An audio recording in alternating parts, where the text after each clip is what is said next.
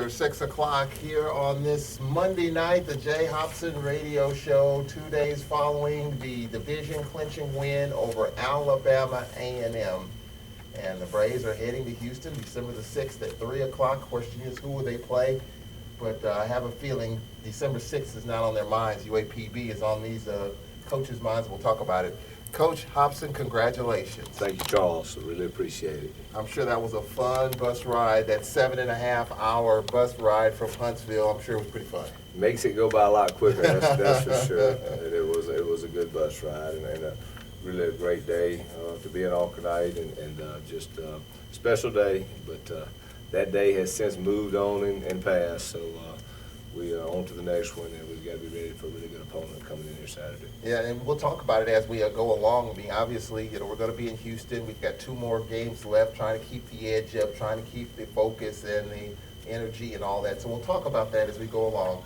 Of course, as always, we'll be taking your calls throughout the course of the show. So give us a call, 601-877-6595, 601-877-6595. You can send us a text, football at alcorn.edu. Remember, you can listen to the Jay Hopson Radio Show anytime you want. Go to the YouTube channel, go to youtube.com, and in the search box, type the Jay Hopson Radio Show, and all the previous shows, you can check them out right there, and we'll keep that fresh and updated as we roll along. In 2 weeks, we will be live in Vicksburg at the Alcorn-Vicksburg Extension. Got a chance to get that worked out, so we'll be in Vicksburg, the Alcorn-Vicksburg Extension in the auditorium there. And we'll be live there at 6 o'clock. Hope you can join us. We'll have questions from the audience, and of course, we'll take your phone calls and emails. And we are working on a special SWAC Championship Game edition of the Jay Hopson Radio Show. Still trying to work out the details.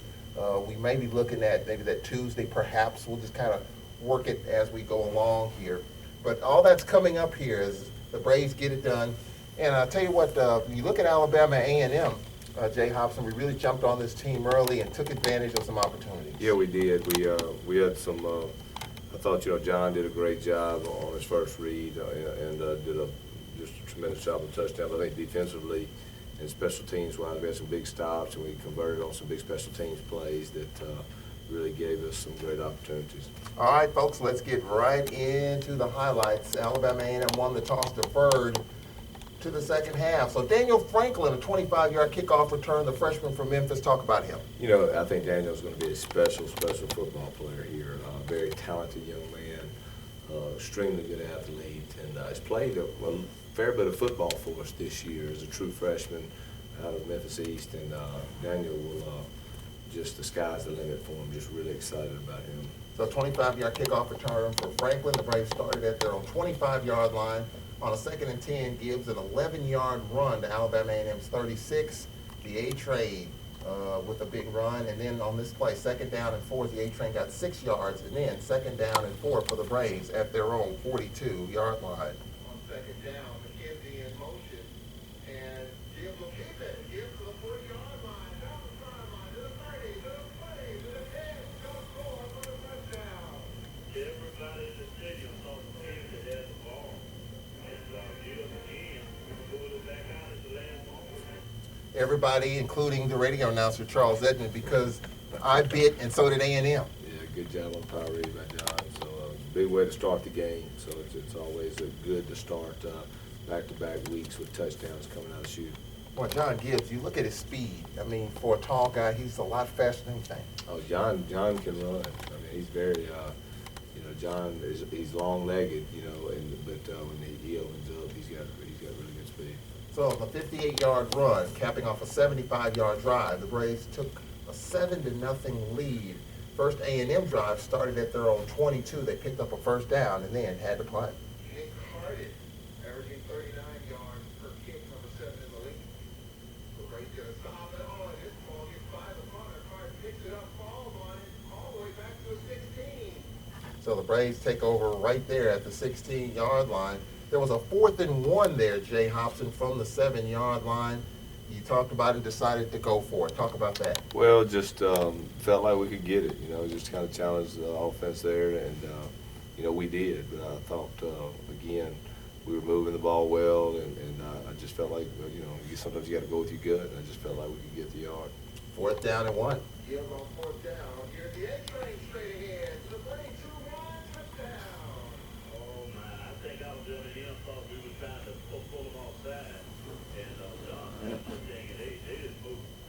So the Braves with a quick 2-score lead in a blink of an eye. That's right. Big start, get out fast, so that's always a positive.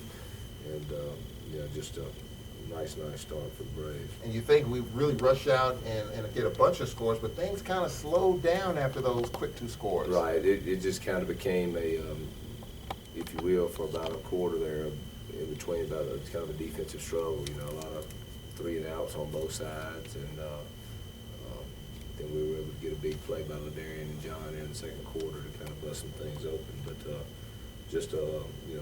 was just a battle. They got a good football team. We knew going in it would be a fight.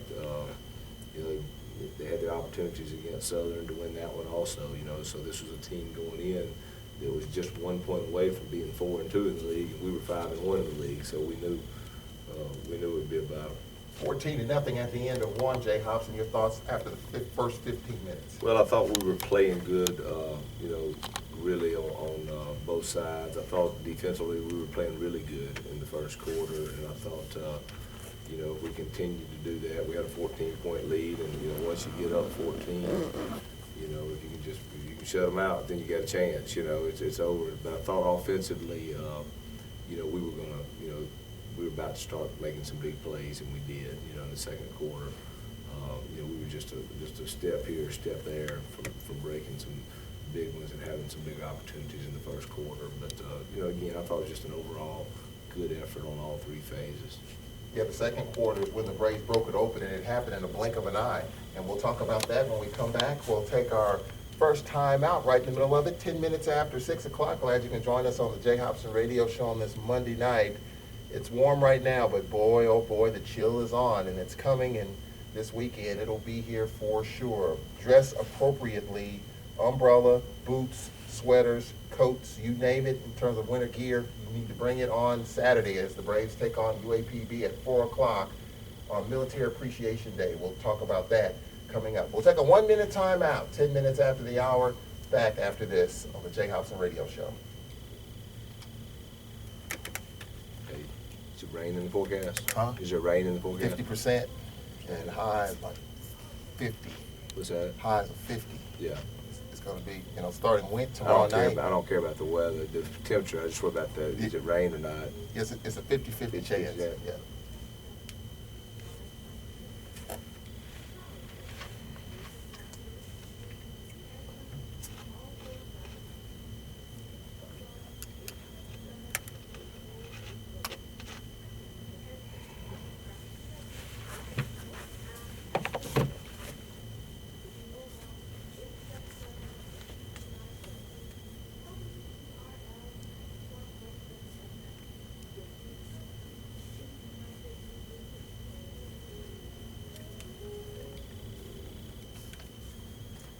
All right, 11 minutes after 6 o'clock with our producer, Jamario Brooks, over in Studio B here on the flagship station, Wprl 91.7 FM, broadcasting live from the campus of Alcorn State University. It's a family affair, and joining us tonight, as always, WMIS, WTYJ in Natchez. Good evening to the folks in Natchez and Vidalia and Faraday. We had a call a few weeks ago from that area. As we look at the second quarter, Jay Hopson, of course, a 14-0 lead. And a little lull in the action. We had about 6 drives in a row in which we had to kind of punt it and give it to them. So it was a game of field position at some point through that mid-first quarter in the second. It was, it really, we came out with the big play from John, and then we had the big special teams turnover. And really for most of that first half, it kind of was a defensive struggle. Even though we were up 14-0, but then again, I want to say we got another opportunity by another big special teams play in the second quarter, and a couple of those deals just really helped us open it up. Yep, and we'll get to that right now. 10-10 left in the second quarter. Alabama A&M started at their own 16-yard line, got to their own 45, and they were forced to punt.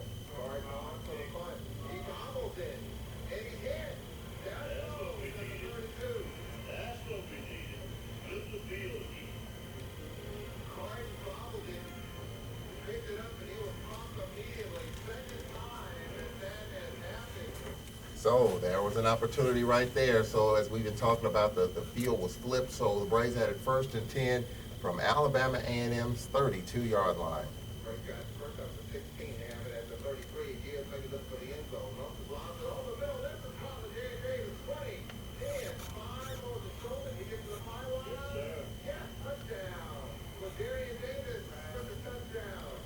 third touchdown of the year. Yeah, big play. John did a good job buying some time in the pocket, and just a big reception, and really a good job running after the catch by Ladarian. He really lowered the boom there toward the goal line and put the ball across. After about a 15-minute tussles was defensive contest, and then with that special teams foible, and the Braves took advantage. It was 21-0 at that point in the second quarter. The next Alabama A&M drive started at their own 25-yard line, and they were faced with a 3rd down and 9 from their own 26. Maybe the defense can make something happen. Brower out of the pistol, 3rd down and 9. Quarterback leaking in, goes off the track, foot, and this is picked off. And this is Hendrick Taylor who has failed to get the game. Taylor down the sideline, to the 20, to the 15, to the 10, to the 5.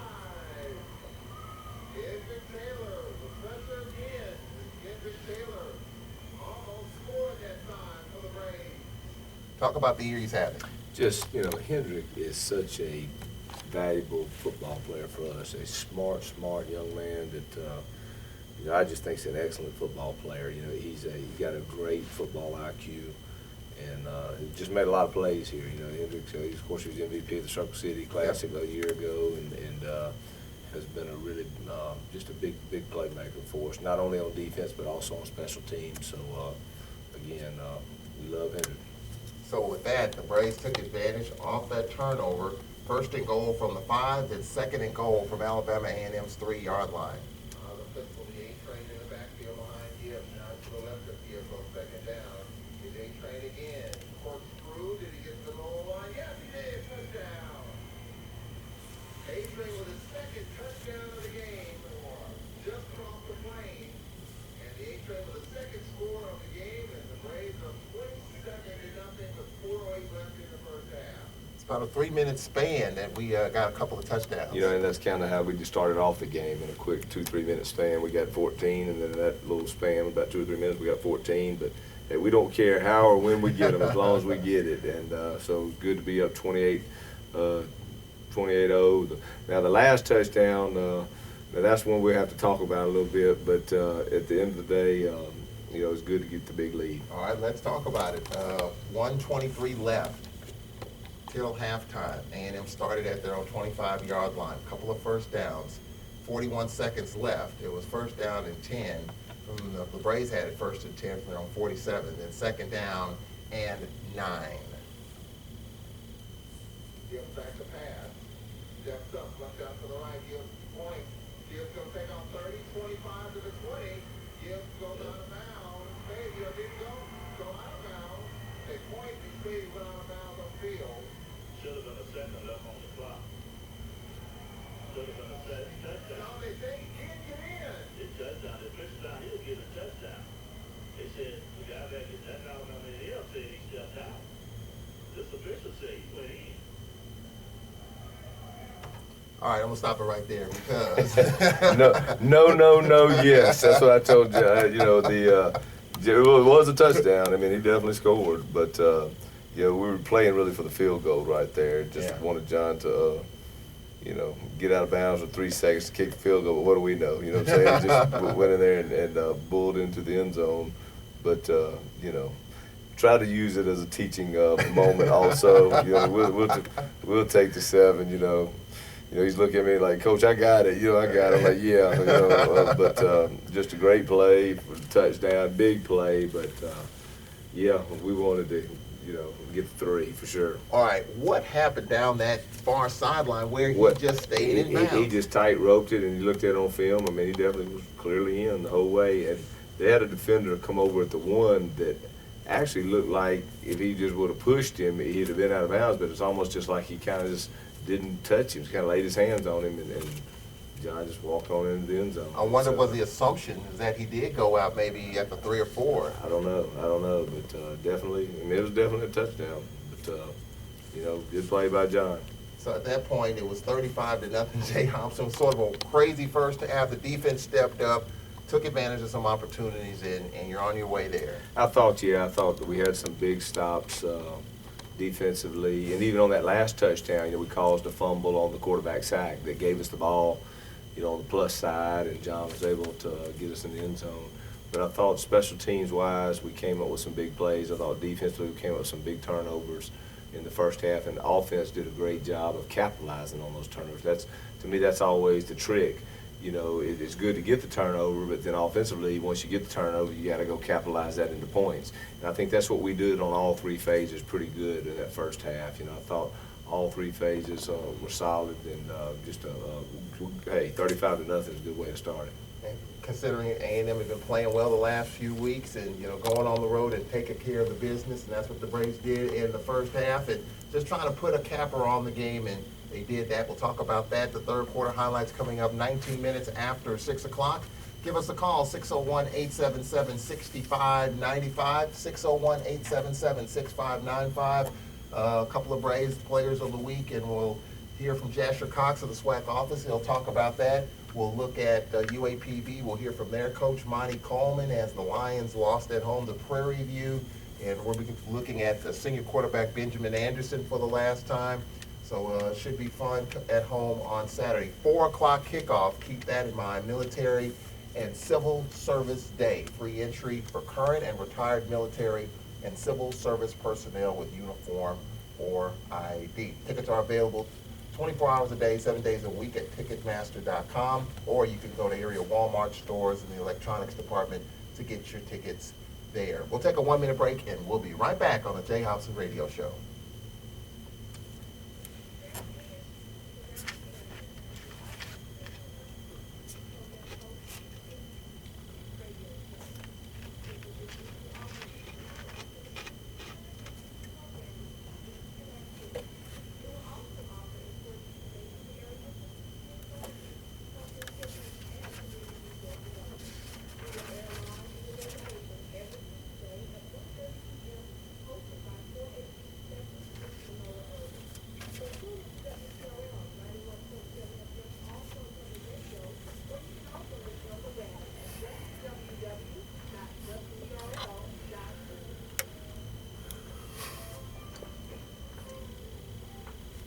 All right, 20 minutes after 6 o'clock here on the campus of Alcorn State University. Glad you can join us on this Monday night. The Braves will be playing for the SWAC championship December the 6th at 3 o'clock in Houston against either Southern or Grambling. That Western Division race is still wide open, and we'll give you those standings coming up. A couple of big games for both Southern and Grambling coming up. All right, Jay Hopson, message to your team. You ran off the field. I mean, when Yeah, I missed saying it right there.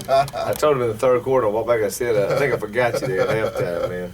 But it was, I mean, hey, you had all the momentum, obviously. What was the message to your team in the locker room? Well, the biggest thing we want to do is we want to finish. Yeah. We talked to them about last year, too. You know what I'm saying? We jumped up early last year, and we wound up losing the game 19-18. So that was really kind of the message, was finish strong. We knew they got the ball starting the second half. So defensively, we talked about, getting a big stop, getting the ball back to the offense, and see if we could do something there. Well, let's fast forward. Not a lot of action in the third until 6:29 left in the third quarter. The Braves started at their own 49-yard line. There was a 49-yard keeper to the A&M 6-yard line, second down and goal from the 7. Then Baker, a 5-yard gain. A&M was called for roughing the passer, first and goal from the 2, second and goal from Alabama A&M's 2-yard line. On second down, Baker shifts to the left of Gibbs. On second down, he flies straight ahead, and he gets in for the touchdown. I just looked at the stats during the break. Aaron Baker only had 6 carries. Yeah, but he had a couple of big ones. That was one, the touchdown, but he also had a nice run in the fourth quarter, when we were trying to finish the game. We were backed up on our own end. He busted through with about a 15, 20-yarder. So of those 6, he had a couple big ones. So that made it 41-0 PAT block. So obviously, is that something you got to look at? Well, no, it's something we can't have that happen. It was just really as a technique error, but by an individual, we've got to we can't have that. It's real simple, and that's something that we talked about on the sideline. I think will be much better. All right, so it was 41-0 with 5:03 left in the third quarter. The next Alabama A&M drive started at their own 29-yard line, and they got to the Braves' 9-yard line where it was first and goal. They picked up 3 first downs on that particular drive. Play action for Lee, left down to the right, throws, and it's a heavy touchdown, A&M. At the back of the end zone.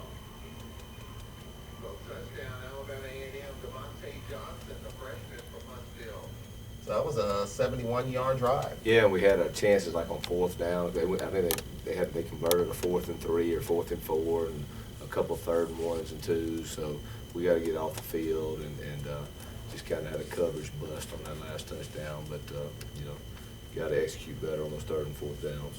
So through 3 quarters, Jay Hopson was 41-7.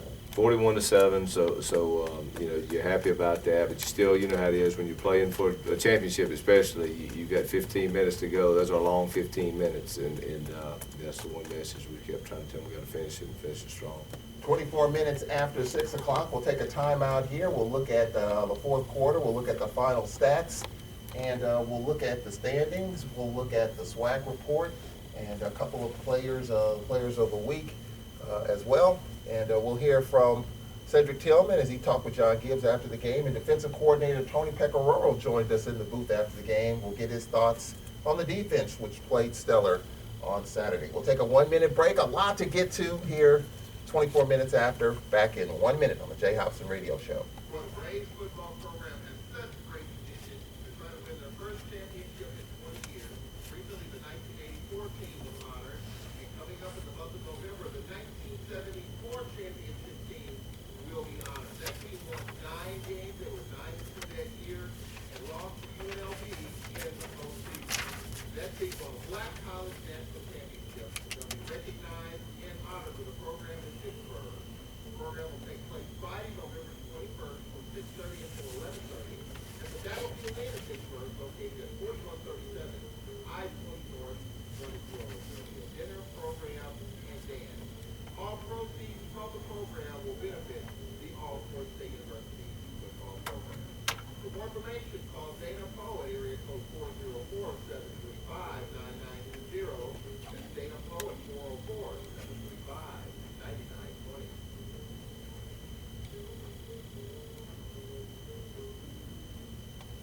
All right, 25 minutes after, approaching 26 minutes after 6 o'clock here on the Jay Hopson Radio Show. Give us a call, area code 601-877-6595. 601-877-6595. Just 2 games left in the regular season. UAPB, a late kick, 4 o'clock, and then a 2 o'clock kick against Jackson State.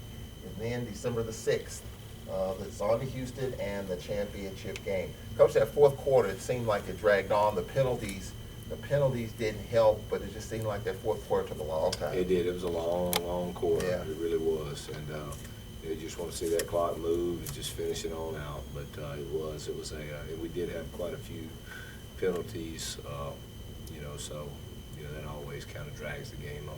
It did get kind of chippy early, then settled in, and then there was a player ejected. Official went down as he was injured. So that's kind of dragged the game along. We talk about the personal foul penalties, Coach. Obviously they were frustrated, and it's about keeping your cool. And that's what we try to tell them in half.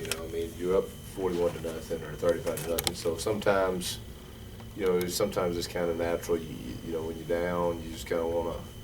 You kind of want to lash out. We told, one day we just try to tell our guys, don't get into it, and football, you can do any physical sport, football, boxing, wrestling, whatever, you know what I'm saying? Sometimes tempers do flare a little bit. It's just human nature, but, I thought, for the most part, the guys did a good job.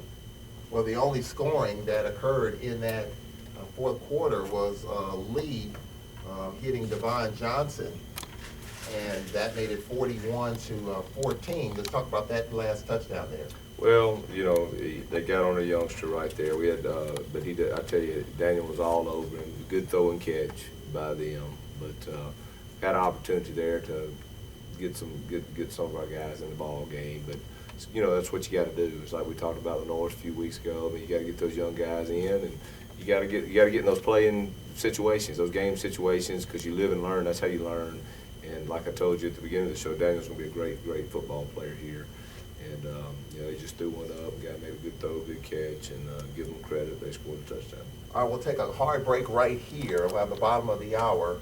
Kermit waiting in Dallas. We'll get to him. And then we'll get some reaction coming up, including the final seconds of that contest. So we'll take a 1-minute break, hard break coming up right here as we approach the bottom of the hour. More of the Jay Hopson Radio Show coming up in 1 minute.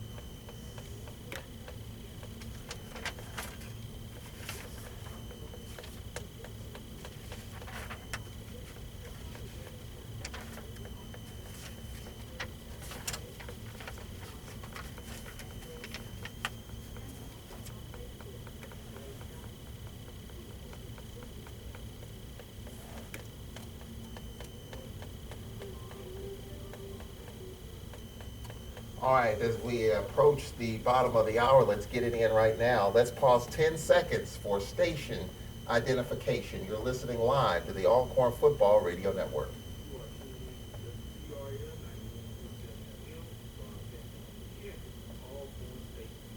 All right, bottom of the hour as the Braves wrapped up the Eastern Division with a big win over Alabama A&M, 41-14. A&M with a couple of scores in the fourth quarter, but it really didn't matter. The final seconds of the game Saturday, pretty special. For the first time in 20 years, I have the opportunity to play for a conference championship. Time winds down here in Huntsville, and your Alcorn Braves are the 2014 Eastern Division champions. On the SWAC page, they have the team picture, and you were right there in the middle of it. That's right. I uglied it up a little bit, you know what I'm saying? So you gotta get the old man in there. But no, it was a fun day. Fun day, and special day. Just happy for a special group of guys. I tell you, just outstanding, and coaches, players, and coaches just did a tremendous job. And it was just one of those memorable days. One big piece and another big one to get. The big one still, the big fish yet still to be caught, and that'll be December the 6th. Let's go to the phone lines. Kermit joining us from Dallas. Good evening, Kermit. Hey, good afternoon. And first, I want to congratulate Coach Hopson University for such a fine season. Thanks, Carmen. Coach, a couple questions I wanted to ask. Yep. First question I wanted to ask you, the kid, Brooks Jensen, is he still available? Yes, he is. He actually played a fair bit against Prairie View. Mike is going to be a great football player here. I mean, he's really a talent. Pass rushing wise, he's really. We're trying to get him in more, Kermit. But it's just he's young right now, but he's going to be. I'm telling you, he's going to be a fantastic football player. But we're trying to find ways to maneuver him into the game a little bit more. And I guess my last question to ask you is just from your success that you had last year and your success that you've shown this year. I know you can't mention names, but and I'll ask this question to help the line. How is that impacting your recruiting? And also from a football perspective, from a physical perspective, what does the alumni need to help you do moving forward, move the program forward? So I'll get off the phone and listen. Well, Thank you, Kermit. Thank you, Kermit. We've been blessed with a couple of really good signing classes, and hopefully we'll continue that this year, because I think that's the lifeblood of any program. And certainly we're hoping that the Eastern Division Championship and some of the things that have been accomplished will even add on to that recruiting base, and also the athletes that we get, you know what I'm saying? So we're hopeful that this season will help us in that phase. And now moving on with alumni, the biggest thing that I think that the alumni can help us with, we have, for football, we do have the Tomorrow's Club here in the ASU Foundation, which is a football fundraising arm of the foundation. And, everything earmarked through the Tomorrow's Club goes directly to our football program. And that's something I go out in the spring, Kermit, and go to numerous cities and alumni venues to try to promote the Tomorrow's Club. And certainly it's something that is very valuable and we need because we do need funding and we do need things that to help our program. We raise all kind of things through the money that's given to the Tomorrow's Club, from jerseys to pants to you name it, helmets, knee braces, everything. So it's a big important phase of our fundraising at Alcorn State University. All right, Kermit, we appreciate your calling from Dallas. I'm sure Kermit's probably a Cowboys fan too. The Cowboys went across the pond and took care of business against Jacksonville yesterday. Is it an assumption, Coach, and you brought up a good point, when you go to the championship and win the championship, does it automatically mean that dollars start flowing in and your phone starts ringing off the hook? Not necessarily. I mean, our alumni have done a tremendous job for the last couple of years. They really have been so supportive and have helped us. And like I said, we wouldn't be where we are right now if it wasn't from the help of our alumni. And that's just the facts. We appreciate it. Our alumni for the last couple of years have really stepped up and made a commitment to Alcorn State football. We need that to continue.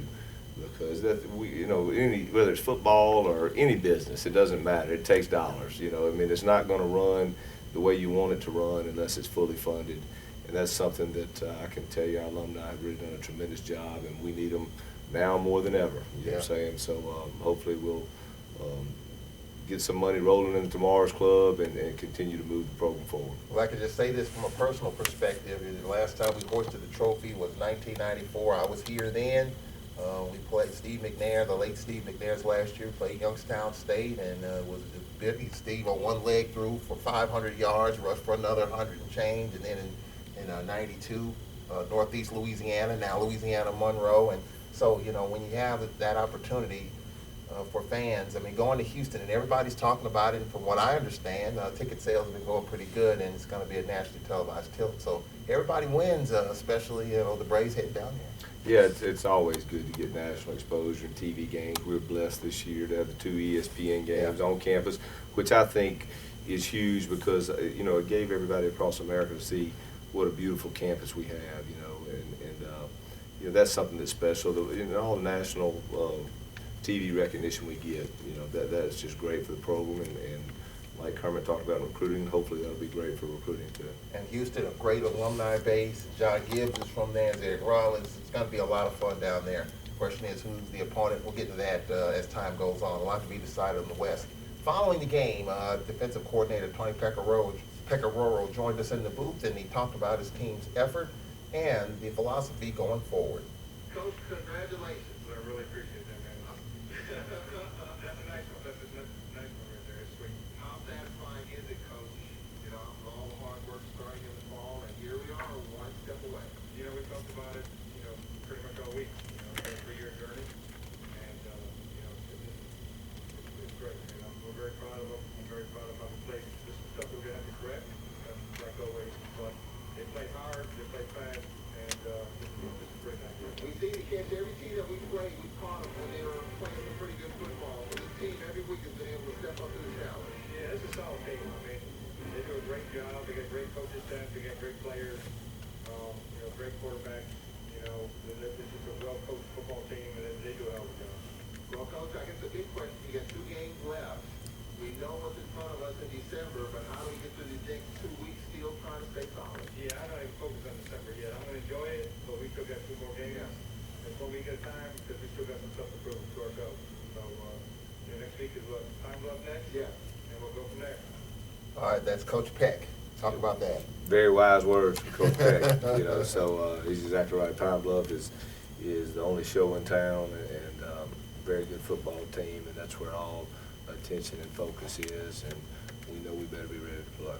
And then John Gibbs, who had 77 yards throwing the football, 6 of 18, but had 155 yards rushing the football. He talked with Cedric Tillman after the game. Got done today, we needed this game, and just talk about the overtime in a second. Performance-wise, I could have, done all my teammates, around me, telling me, let's go, this is the East Championship game right here. Feel good to come out this and win with the rest of my teammates. We're going to Houston, it feels good, and hold them together as a family.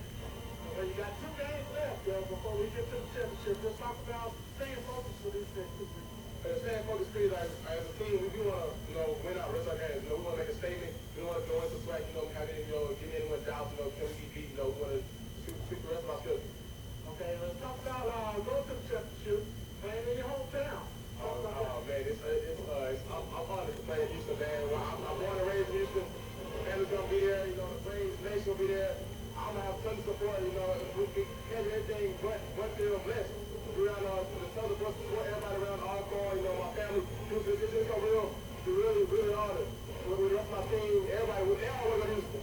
So when they have to go to Houston, we were playing Houston already with playing TV. And so I never win, they want to go back, so we're going back.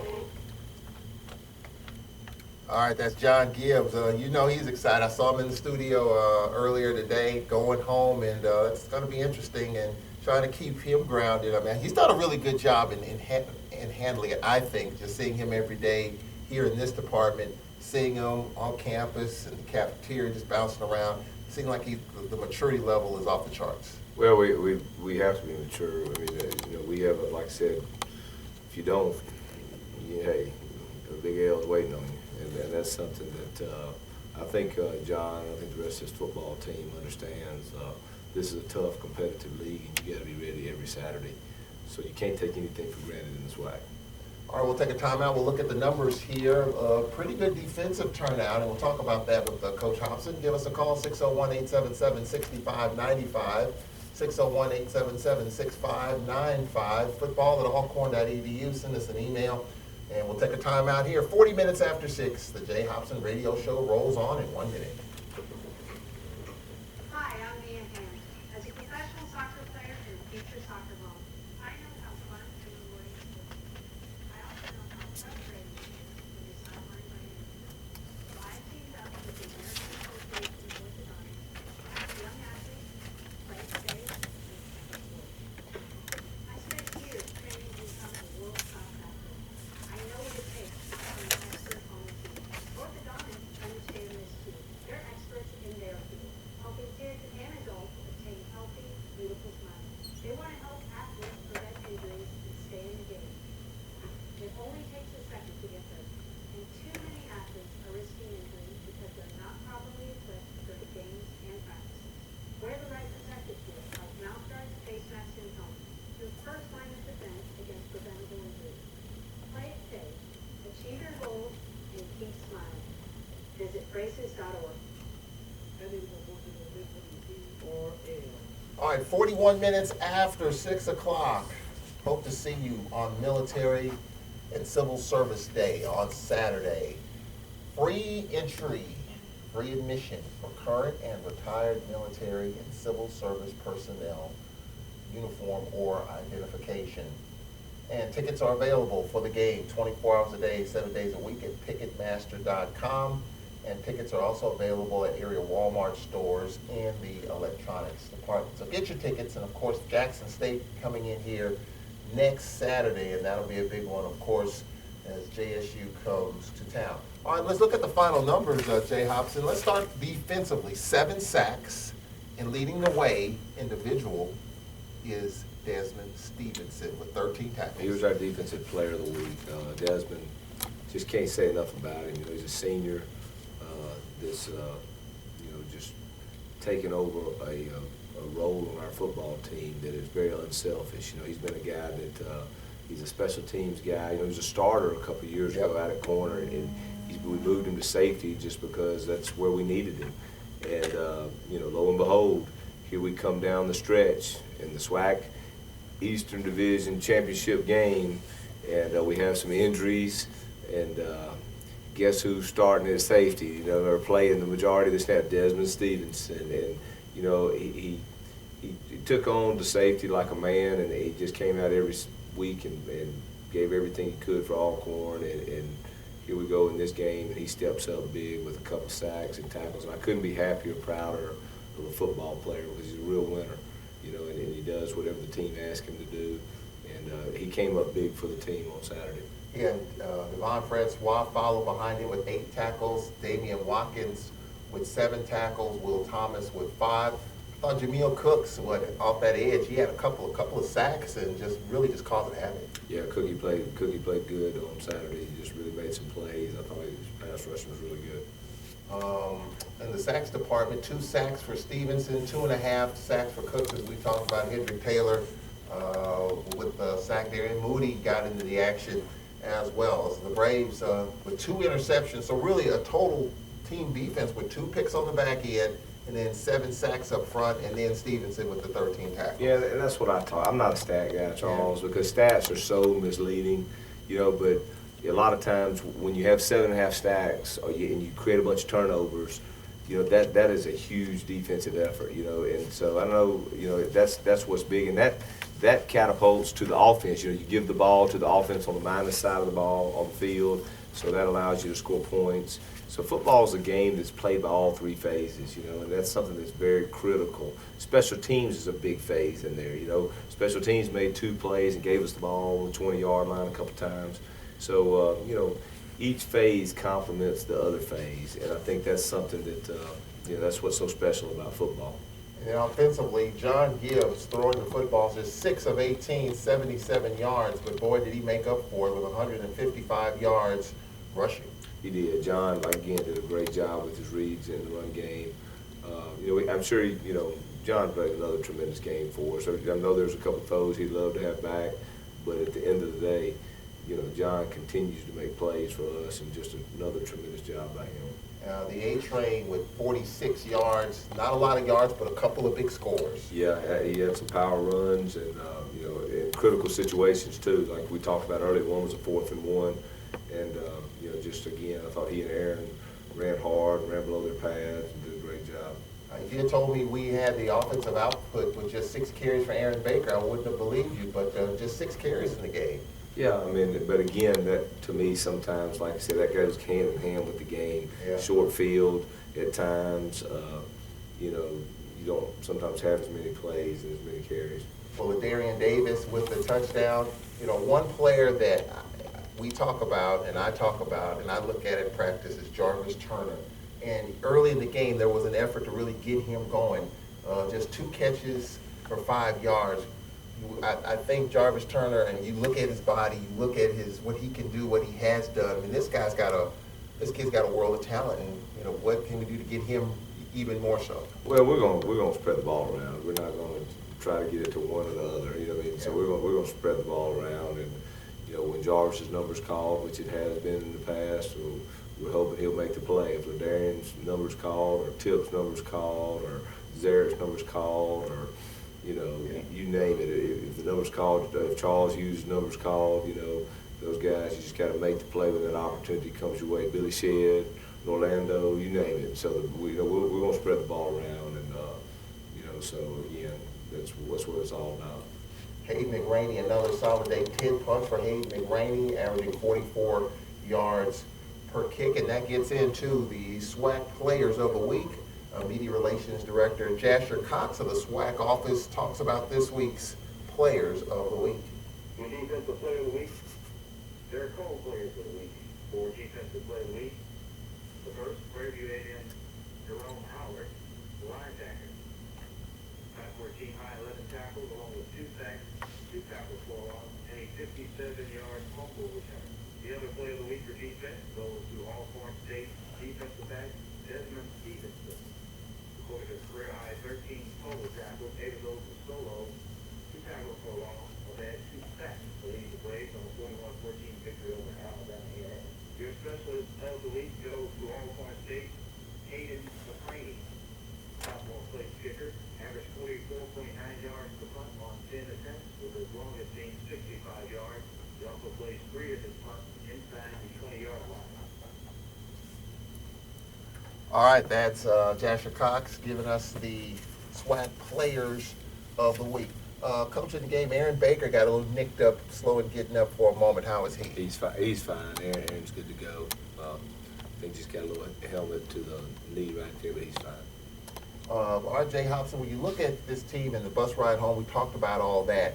And I guess the key now is going forward. It's kind of an interesting situation, and we're going to hear from Monty Coleman coming up. We'll talk about his team, and he'll give us his thoughts on the game. On the coach's teleconference this morning, he talked about the fact that a few years ago when his team won, they're in the same situation we're in now. They won it, they wrapped it up with a couple of games left, and he played all the starters despite the fact that everything was locked up. And that was kind of the big conversation heading home. Business as usual, nothing changes with 2 games left? Yeah, business as usual, no question. And when you compete to win.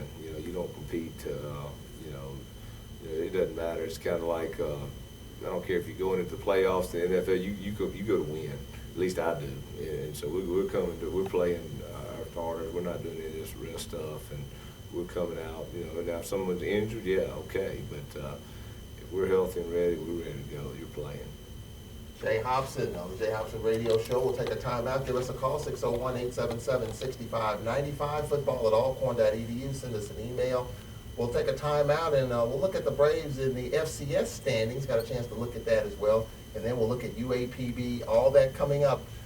Military and Civil Service Day at Spinks Castle Stadium on Saturday as your Braves get set to take on UAPB. A late kickoff, 4 o'clock kickoff.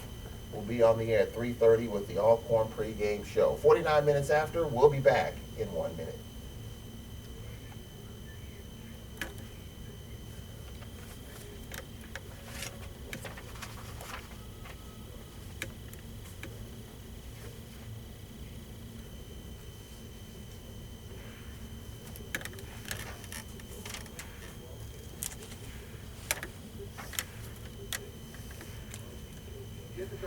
He'll get the first down to the 25, to the 20, to the 15, to the 10. Touchdown.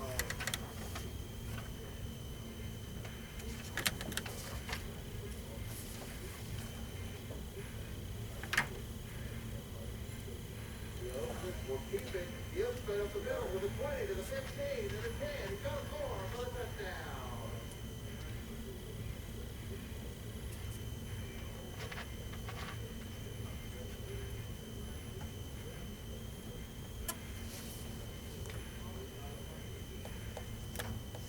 All right, 50 minutes after 6 o'clock, here on the Jay Hopson Radio Shows. Look at the Braves in the FCS. Got a chance to look at that. The Braves, number 3 in the FCS in rushing, averaging 304 yards a game, only behind Cal Poly and the Citadel. Total offense, the Braves are ranked number 4 behind Yale, Idaho State, and Eastern Washington, ranked number 11 in rushing defense and number 17 in total defense. All right, we're going to go to the phone lines. I believe Stephanie Footman is going to join us from the great state of Florida. 51 minutes after, and let's go to the phone lines. Good evening, Stephanie Footman. Hey, Stephanie. Doing good.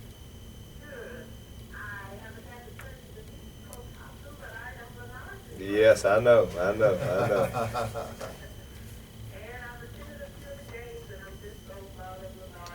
You should be. You should be.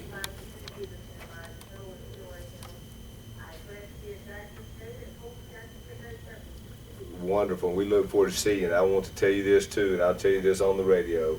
Not only is Lenoris an outstanding football player, he is an outstanding young man. You know, an even better young man. You've done a tremendous job raising him, and you should be very proud of the job that you did.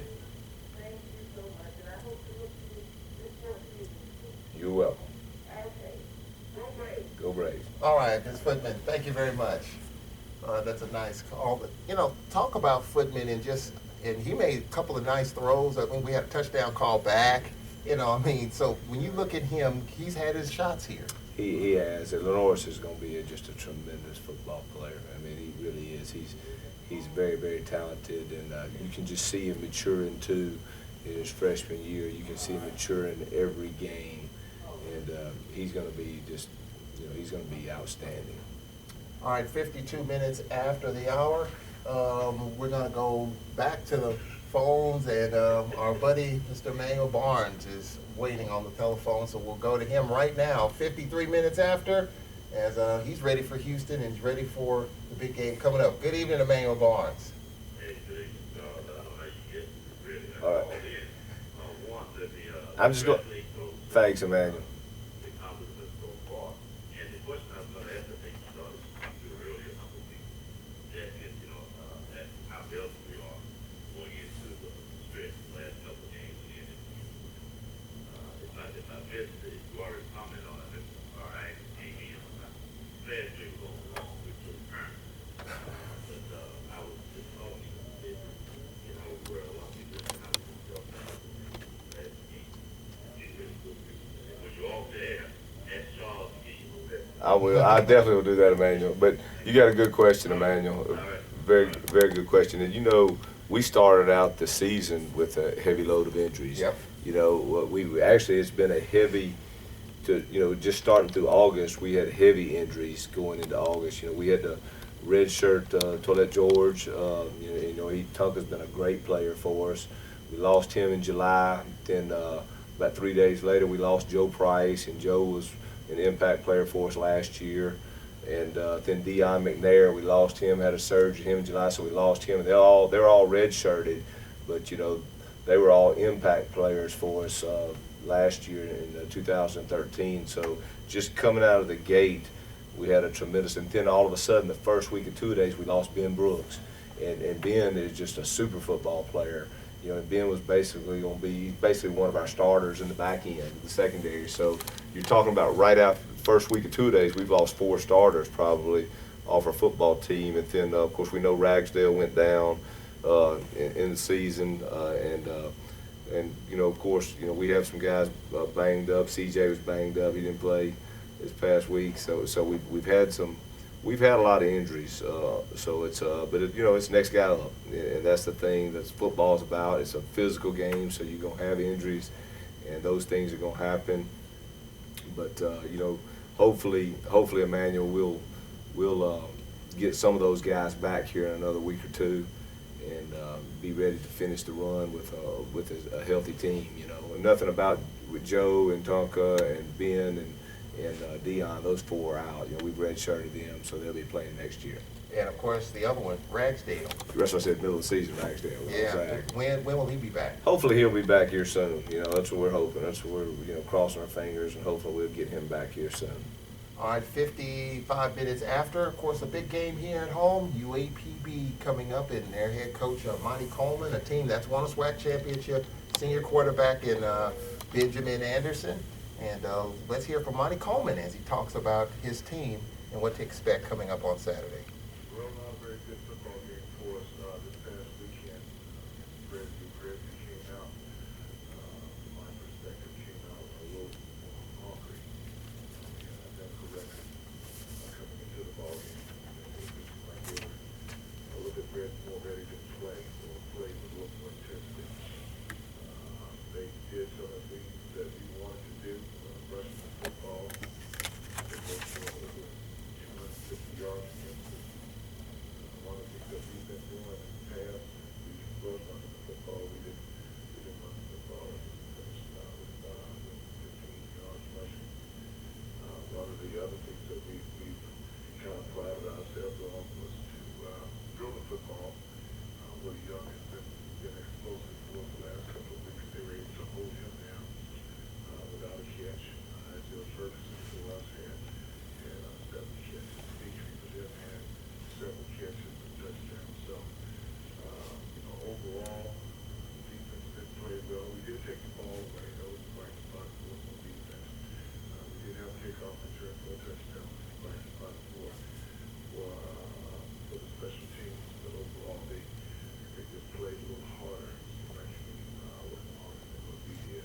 This week, we're facing another very, very explosive team. It's already clinched the Eastern Division. Now they're going out to win, so they can be deemed national champions, I'm sure. So I don't think they would play anybody. I'm sure he's going to play everybody. All right, that's Monty Coleman, and one of the things he was asked this morning was, you ready to pack it in? He said, no, we're not throwing up the white flag. We're coming out guns blazing. So you have a team that's won a championship, senior quarterback, team that's pretty decent special teams. What do you expect? Monty's an outstanding coach, and he does a tremendous job. So they've got Arkansas Pine Bluff was the defending 2 years ago won the national championship. So we know they're going to come out ready to play football, and so that's not even a question. It's another big, tough, hard-fought battle in the SWAC, and we've got to be ready to play. It's just that simple. We've got to have a great week of preparation, and we've got to go to work. And again, we're facing a very talented team, and you don't even need to talk about Ben Anderson. Everybody knows about him. So we got to be ready to play, and it's just that simple. We've got to prepare hard this week. And again, it'll be a hard-fought 4-quarter football game. We know next week there's not much to be said because it's Jackson State, but this week, coming off the win at A&M and clinching the East, the humanistic element says you can exhale a little bit. But what do you do? What do you say to kind of make sure that doesn't happen as you lose your attention to detail? Yeah, if you lose your attention to detail, you'll walk off that field with a L. It's real simple. You know what I'm saying? It's that easy. So hopefully we learned that mid-season. Very similar circumstance to what happened to us middle of the year. So hopefully we matured a little bit through that and lived and learned a little bit. So we'll find out at 4 o'clock on Saturday. All right, Coach. Pre-game at 3:30. Let's go get them, and let's win another one coming up. Thanks, Charles. Jay Hopson joining us here live in studio. Don't forget, it's Military Appreciation Day and Civil Service Day as the Braves take on UAPB at 4 o'clock. We'll be on the air at 3:30. We're going to talk with Icy Morrell, who covers UAPB for the Pine Bluff Commercial Newspaper. We'll talk with secondary coach Cedric Thomas, and then we'll have a basketball preview coming up as basketball season starts this weekend. The Braves and Lady Braves will be in action. We'll be talking with Luther Riley coming up at halftime. That'll do it for the Jay Hopson Radio Show. Don't forget your tickets for the Alcorn UAPB game on Saturday, 4 o'clock kickoff. Dress warm. It's going to be chilly, and there's a chance of rain in the forecast. That'll do it on the Alcorn Football Radio Network and the Jay Hopson Radio Show. For our producer, Jamario Brooks, I'm Charles Edmond. So long.